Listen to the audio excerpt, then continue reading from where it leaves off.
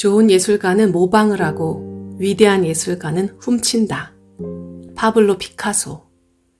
안녕하세요. 나에게 힐링 책입니다. 오늘 소개해드릴 책은 다치카와 미쓰아키 작가의 따라하기로 성공하기입니다. 따라한다는 행위는 늘 나쁘다라는 생각을 해왔는데 이 책을 보고 따라하기를 적극적으로 활용해야겠다는 생각이 들었습니다. 나에게 어떤 것이 좋은지, 어떤 방향으로 나아가고 싶은지 막막히 방법을 찾기보다는 그런 길을 먼저 간 사람들을 따라가다 보면 가고자 하는 길을 훨씬 빨리 찾을 수 있을 것입니다. 아이 같은 사람이 성공할 수 있는 것은 배움, 따라하기의 천재이기 때문이다. 어릴 때는 뭔가 외부의 자극을 받으면 그것에 관심을 갖게 되고 알고 싶은 욕구가 생기면서 사물의 이름과 구조를 차례로 배우게 됩니다. 그렇게 되면 보이는 세계가 변하면서 또 다른 자극을 원하게 됩니다. 그런데 어른이 되면 관심을 갖는 대상이 줄어듭니다. 지식이 늘어나 대충 이런 거라는 것을 이미 알고 있기도 하고 이미지가 선행되어 버리는 탓이라고 생각합니다. 돈이나 시간의 제약 때문에 관심이 있어도 어차피 못할 것이라는 고정관념이 먼저 고개를 들이밀기 때문이라고도 할 수 있습니다. 그런 마음의 브레이크를 억지로 풀고 엑셀러레이터를 밟는 게 힘든 일인 것만은 사실입니다. 그게 가능할 정도의 정신력이 있는 사람은 극소수일 것이라고 생각합니다. 그러니 밟고 있는 브레이크를 조금씩 느슨하게 풀어보는 겁니다. 그리고 이렇게 가까운 지인을 따라 하는 사이 새로운 세상이 눈에 들어오면서 흥미가 솟고 다시 따라하기를 반복합니다. 그러는 사이에 어느덧 엑셀러레이터를 밟고 있는 자신을 발견한다면 이것이 가장 좋은 방법이라고 생각합니다. 저는 지금까지 무엇에든 관심을 갖고 달려들었고 재미있다고 생각하는 마음을 잃은 적이 없습니다. 공부는 몇 살부터건 가능한 법입니다. 자격증을 따기 위한 공부라면 벅차다는 생각이 먼저 들지도 모르겠지만 따라하기라면 해볼 만하다는 생각이 들 겁니다. 저도 젊을 때 대학 가서 공부하라는 소리를 들었더라면 끝까지 해낼 수 있었을지 자신은 없습니다. 좋다고 느끼는 것에 영향을 받을 때가 있을 겁니다. 작가는 자신이 읽은 책의 문체에 영향을 받는다고도 하고 음악가 역시 좋아하는 음악을 닮아가게 된다고들 합니다.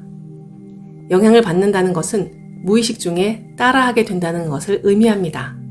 따라하기로 배우다 보면 자연스럽게 기술이 향상되고 세계관이 넓어지는 등 좋은 영향이 여러 방면으로 드러날 것입니다. 그러니 처음부터 세상 모든 일을 자기 방어 본능으로 부정하거나 이미 다 아는 양 알기를 포기하지 않도록 해야 합니다.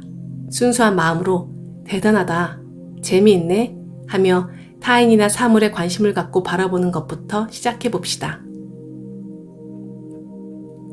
인간관계에서도 응용할 수 있는 따라하기 기술. 저는 30대 초반까지는 따라하기만으로 이뤄왔다는 사실을 남에게 밝히고 싶어 하지 않는 자신을 자각하고 있었습니다. 뭔가 스스로 생각하기에 창피한 느낌이 있었던 것이죠. 따라하는 거야 누구든 할 수 있는 일이니 남들한테 밝힐 만한 일은 아니라는 의식이 있었습니다. 하지만 지금은 그런 시기는 지나갔고 당당하게 저는 따라하기만 했을 뿐이라고 말할 수 있게 되었습니다. 그렇게 된 계기가 생긴 것은 31살 때였습니다. 그 무렵 제가 경영하던 IT 회사의 실적이 악화됐습니다. 그 전까지 저는 보스 기질 있는 리더 역을 연기하느라 가족을 동반한 바비큐 파티 같은 이벤트를 열기도 하면서 사원들과의 연대감을 높이려고 애써왔습니다. 그런데 실적이 하락하자 단숨에 그 연대감이 사라져버린 것을 느꼈습니다. 회사의 실적이 부진할 때 인간관계의 온도가 자연스럽게 하락하는 것은 흔히 볼 수 있는 일입니다. 금전만으로 회사와 이어져 있던 사원은 급료의 2배를 주겠다는 회사로 쉽게 옮겨가 버립니다. 금전이 아닌 다른 부분에서 사원을 꽉 붙들어 매어 놓지 않으면 회사가 유지되지 않는다는 것을 뼈저리게 깨달았습니다. 그러려면 저라는 개인을 수양하는 수밖에 없다는 결론을 얻었습니다. 회사의 실적이 어떻든 간에 남들이 따라와 주는 사람이 되고 싶다고 생각했을 때 개인을 수양하는 방법으로 생각해낸 것이 다른 사람을 분석하고 따라하기였습니다. 사업 스타일을 따라해서 성공한 경험이 있기 때문에 인간관계도 따라해보면 잘 되지 않을까 생각했던 것입니다. 다시 말해서 사람 자체를 따라해보자는 것이었습니다. 그렇게 해서 남이 하는 행동을 따라하는 것은 물론이요, 사람 그 자체를 따라해 보기를 거듭한 결과 어떤 사람과 만나든 이 사람한테서 따라해 볼 만한 것은 없을까 하는 생각을 저절로 하게 되는 사고 회로가 생겨났습니다. 그 사람의 장점을 내 것으로 만들기를 반복한 결과 제 자신이 성장하게 됐고 그와 연동하듯 회사의 실적도 향상되었습니다. 이제는 언제 어디서나 절로 사람이 신경 쓰여서 따라하지 않고는 못 배기는 지경이 되었습니다. 사람에 대한 관심을 끊지 못하게 된 것입니다. 이제 이 욕망은 한평생 끊을 수 없을지도 모르겠습니다. 여기까지 올 수 있으면 이제 다 된 것입니다. 매일 아침 조깅을 하다 보면 달리지 못한 날에는 몸이 근질근질하듯이 타인의 장점을 배워 자기 것으로 흡수하는 기술이 몸에 배면 따라하지 않고는 못 배기게 될 것입니다. 베끼고 있습니다 라고 말할 수 있는 경지에 오르자 제가 따라하기로 여기까지 올 수 있었다는 것을 확실하게 자각한 것은 30대에 들어선 뒤였습니다. 그 전까지는 무의식적으로 따라하고 있었는데 30대에 들어서면서부터 분명하게 따라하자, 모방하자, 조금 더 말하면 카피하자는 생각을 가지고 다양한 사람과 일을 경험하며 배워왔습니다. 그리고 36쯤 되었을 때 이미 베끼고 있습니다 라고 당당히 밝힐 수 있게 되었습니다. 여기까지 왔으면 이긴 게임이라 더는 무서울 게 없습니다. 타인을 한창 따라하고 있는 와중에는 그 사실을 상대에게 알리고 싶지 않지만 어느 정도 성적을 올리게 되면 베끼고 있습니다 라고 말할 수 있게 됩니다.